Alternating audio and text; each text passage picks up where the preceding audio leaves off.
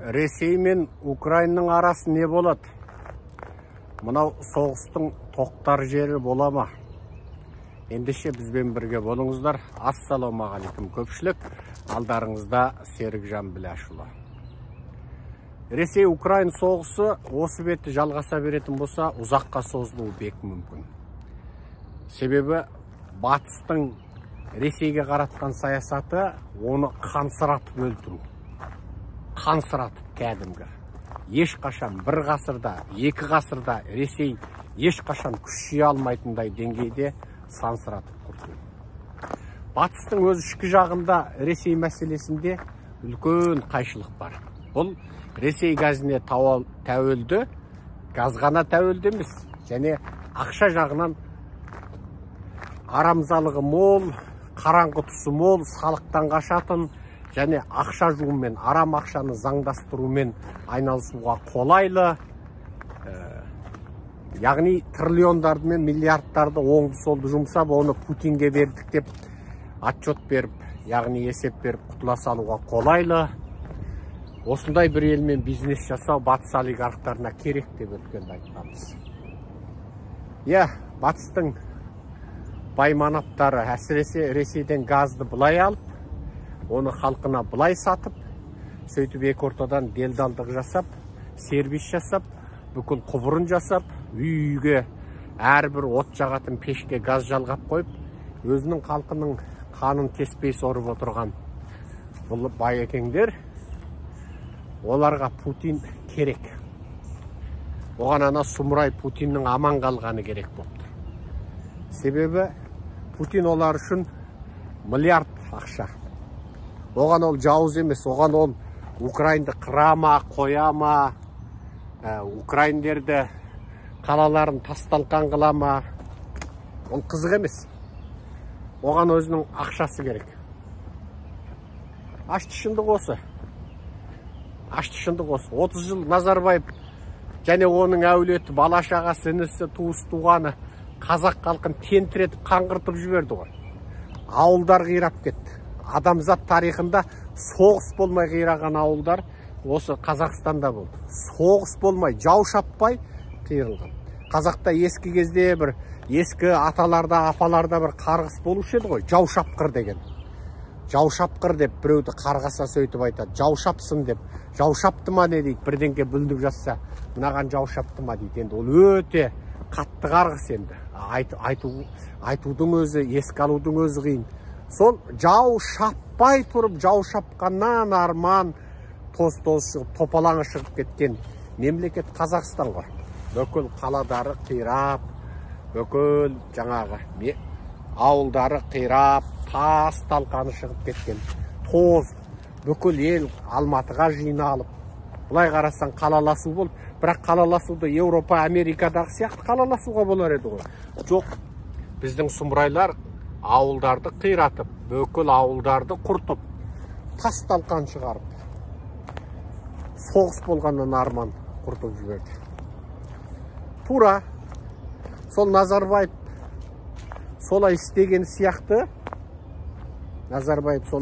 сияқты, Еуропаның да, Американың да, тіпті бүкіл дүние жүзінің де байларына ол мынау демократиялық жүйе болып, оларды бір тізгіндеп, так-так-деп, олардың шексіз монополия жасауына тиым салып, жаңағы антимонополиялық жүйелер жасап, антимонополиялық жаңағы заңдар жасап, тиым салып отырғанның өзінде олар телекоммуникация, әуе ұшақ, темір жол, кен, жаратылыстық байлық, оның бәрі абсолютті монополия. Міне, кез келген адам мың жеріңнен олигарх бол, сен телекоммуникациялық нарыққа кіре алмайсың.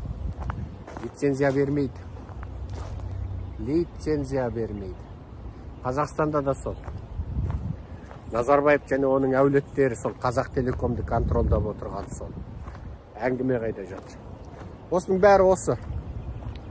Енді сол Еуропа мен Америкаңызда да міне қазір осы соғыс мәселесінде үлкен әңгіме болып жатыр. Не істейді соғысқа? Бұлай қарап отырсаң, Украинды керемет қолдап жатыр да. Керемет Украинды қолдап, ойбай, қырып жойып Украиндарға. Қарудың түр-түрін беріп жатыр, иә, керемет. Қолдағанына гап жоқ мысалы. Қолдағандарында гап жоқ. Бірақ сонымен қатар, сол Украинға атылған әрбір ракетаның ар жағында сол Путинге берген күніне төлеп отырған миллиардтары бар. Путин миллиардты алып отыр, сондықтан ол соғысты тез арада тоқтата қоймайды. Қалың елім, қазағым, дүние осындай сүйкімсіздеу. Ашты шындық. Анау сәбилердің ертегісін тыңдай беріп, дүние бұлай болады. Ең соңында жаңағы батыр жігіт пен батыр қыз керемет болып, бақытты баяшатты өмір сүріп, мұраттарына жетіпті деп айтайтын қазақ ертегілеріндегі сияқты ертегі жоқ бұл дүниеде. Дүние ашты шындық осы. Құй мойындама, құй жақсы көр, құй жақсы көрме, ашты шындық осы. Ал батыста біз неге батысты ойбай батыс деп осы батысты үгіттейміз? Енді біреулер айтады, бір қырсықтырлар. Ойбай, сен осы батыс деп өлуші едің.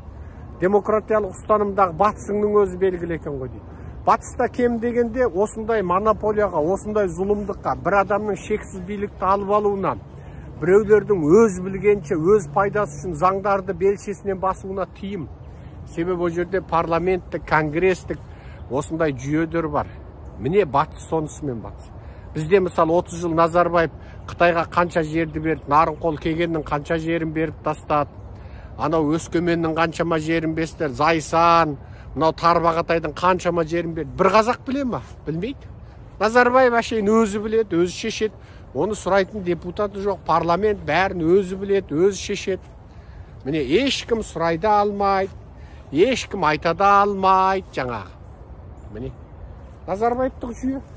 Ал батыста кем дегенде оған мүмкіндік жоқ. Оған мүмкіндік жоқ батыста. Батыста оны монопол жаңағындай шексіз билік жасауға тиім. Батыс сонысымен батыс. Мысалы Байден отырып алам деп отыра алмайды. Мысалы Трамп өлсе кет, тақты бермейтін еді. Бірақ оған мәжбүрлеп тұрып бергізді. Міне батыс сонысымен батыс. Нәді ес жоқ қызық. Ес жоқ гүл өкіл. Гүл болып иісі болмау қызық, е? Енді Құдайдың қолда бір табиғат шығар.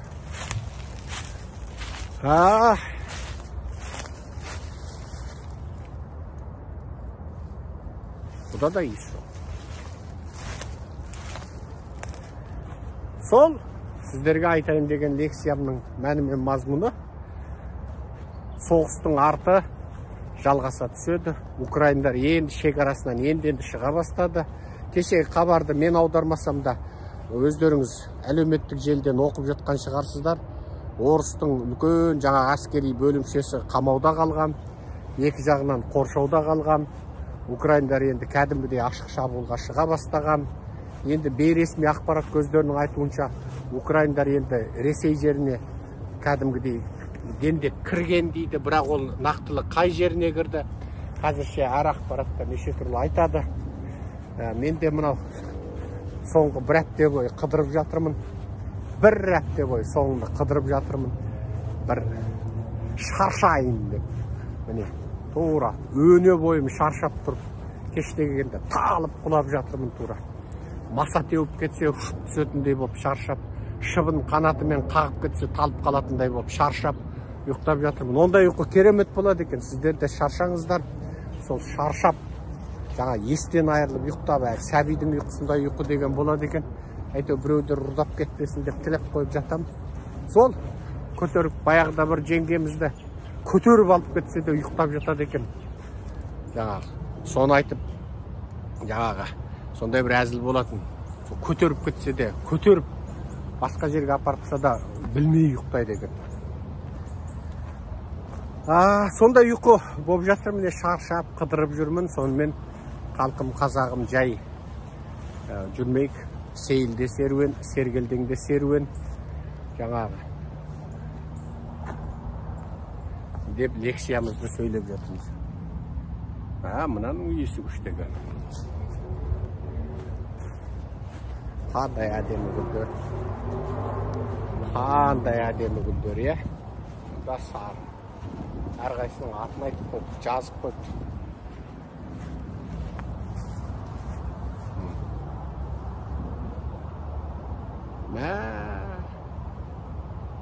Мынауың атақты екен. Не деген қиқымет, бірін біріне ұқсатпай, бірін бірінен әдемі қып, бірінен бірінің иісін басқа қып жасаған қандай жасампаздық. Мынаның гүл емес, мынаның жапырағының өзі гүл сияқты ғой міне. Жапырақтың өзі гүл сияқты. Мынаны қарасаң міне. Мына суретпен жасамақ түгілі, мына суретмен сыз десең сыз алмаймыз ғой. Міне. Көрдіңіздер ма? Керемет. Потомак өзенін қараңыздар. Жаңбырдан сақтанатын жер екен. Төмендегі өзенді көрдіңіздер ма? Өзен, әне. Кәдімгідей ең парктың ішінде ең далаға өстіп жаңбырдан қорғанатын салып қойды. Жақсы, қалың елім қазағым. Украин соғысының жаңалықтарын қысқашалап айттық. Бұл соғыс Украин мен орыстың ортасындағы соғыс емес. Бұл соғыс демократия мен диктатураның соғысы, және бұл соғыс батыстың демократшыл, шынайы, әділетшіл күштеріменен Путинмен ақша жасайтын қалталы қаржылы топтардың күресі. Путиннің өзі қазір батыстың өзінде кәдімгі жіктеліс туғызып қойды. Мына ағаштың тамырын қараңыздар. Тамырды қараңыздар. Путиннің кесірінен батыс демократтары мүдделі топтарының ішінде қазір жіктеліс туып отыр. Бір дүниені құртуға бір сұмырай жеткілікті екен. Бір ұлтты құртуға бір сұмырай жеткілікті екен. Бір Назарбаев, бір қазақ дейтін халықты жойып жібере жаздады ғой. Назарбаев ата-бабасының кегін алды.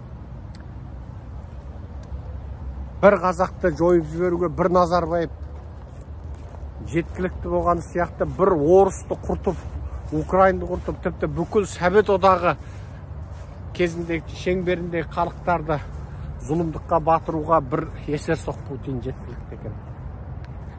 Бір Қытайды сорлатуға бір Мау жеткілікті екен. Қазіргі қалың Қытайды сорлатуға бір Ши Цзиньпин жеткілікті екен.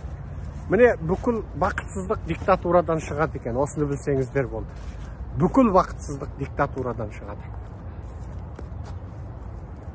Мынау қандай әдемі, е? Қалай дейді?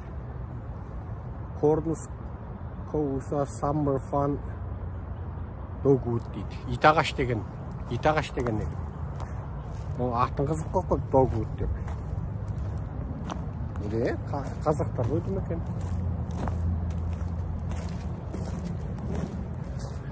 Мына гүлдің реңін қара. Жақсы, мен мына гүлдерді көріп, өзі гүл құмар адамын өзі. Әдемі, ес құмармын. Бала күннен гүл өсіргенді қатты жақсы көретінмін.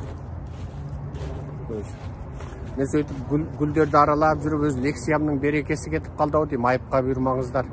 Үйге барғаннан кейін сақылдатып, самбырлап тұрып, аударып отырып лекция сөйлеймін. Сау болыңыздар. Құрметпен, Серікжан Біләшұлы.